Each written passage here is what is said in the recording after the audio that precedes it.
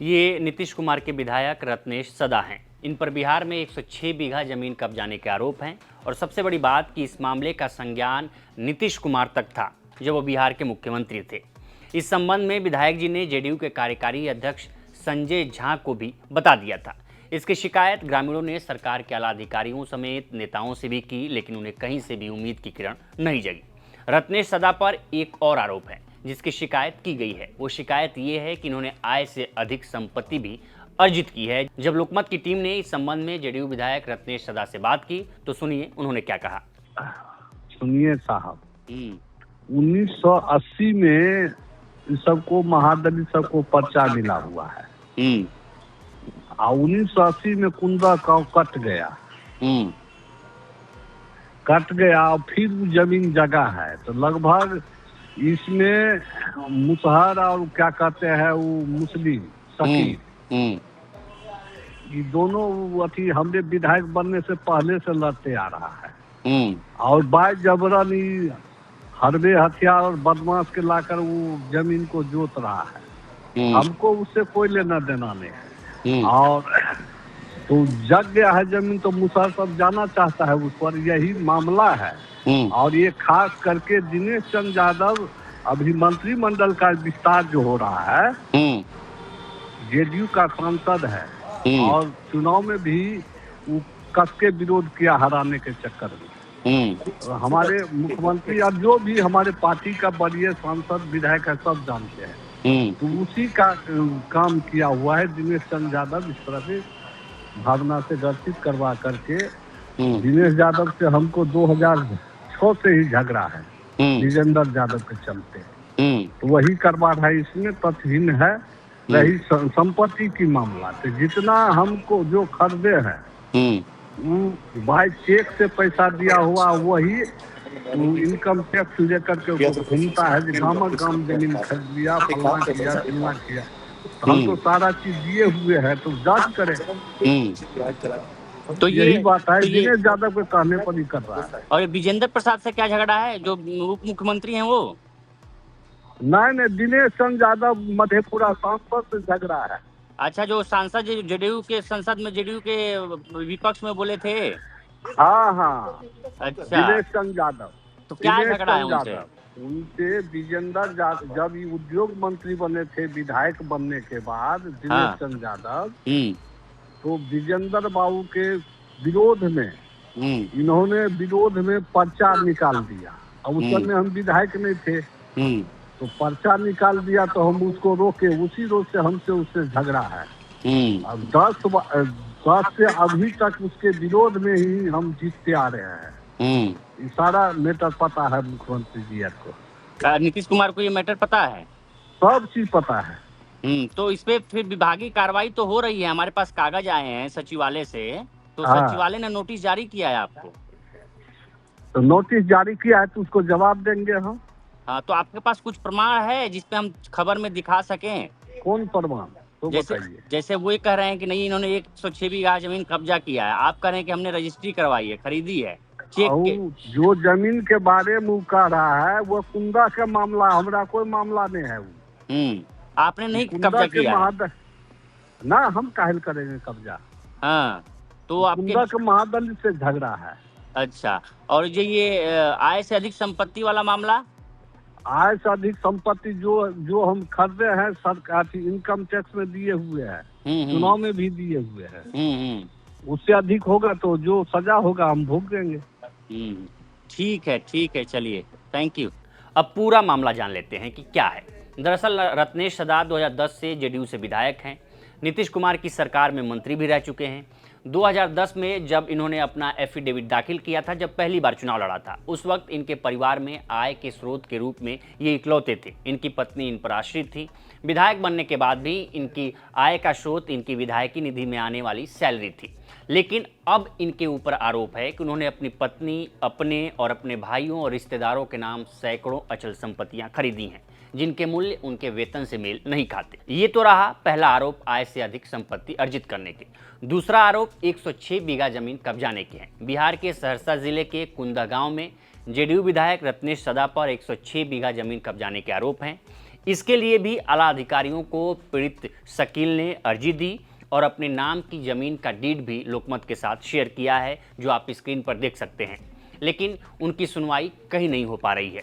लोकमत ने पीड़ित शकील से बात की, सुनिए उन्होंने क्या कहा। सर, मामला ये है कि रत्नेश सदा 2010 में विधायक बने। 2010 में विधायक बने तो उससे पहले उनको पास कुछ नहीं था। 3 जिस्मी जमीन में मात्र घर था। अपना बाप उसका यहाँ केशोरी मंडल था जिम्मेदार, उसके यहाँ हलवाई करते थे, हल जोतते थे उनका।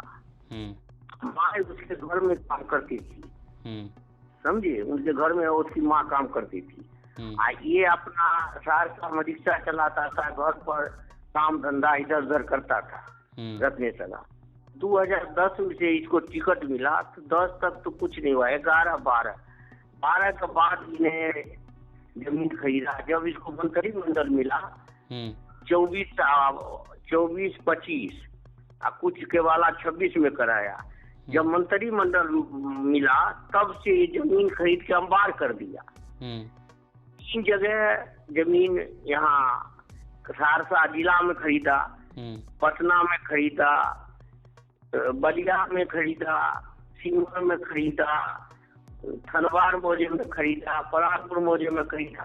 जहाँ मिला सामान भाग जमीन खरीदा। आज से ज्यादा संपत्ति, जबकि वो इसमें भी दिखा रहा है कि जो रमेश भरता है उसमें भी कितना कितना आगे दिखाया, उससे भी सरगुना की संपत्ति है। वो और मैंने उठाया, उसका किया। जितना ठेकेदार काम करता है, ये काम चलता योजना सब अपने आदमी को देता है, दे के उससे सारा पैसा अपने रखता। मुझे तो कागजों पर काम चलता, काम जमीन पर नहीं होता। हमने सूचना तक अधिकार से भी मांगे। उन्होंने कहा 28 लाख का गिरानी है, सरकार को जमा करना पैसा। सरकार का पैसा 28 लाख गिरानी है, जमा करना चाहे काम करके सदाना है। वो भी अभी तक नहीं हुआ।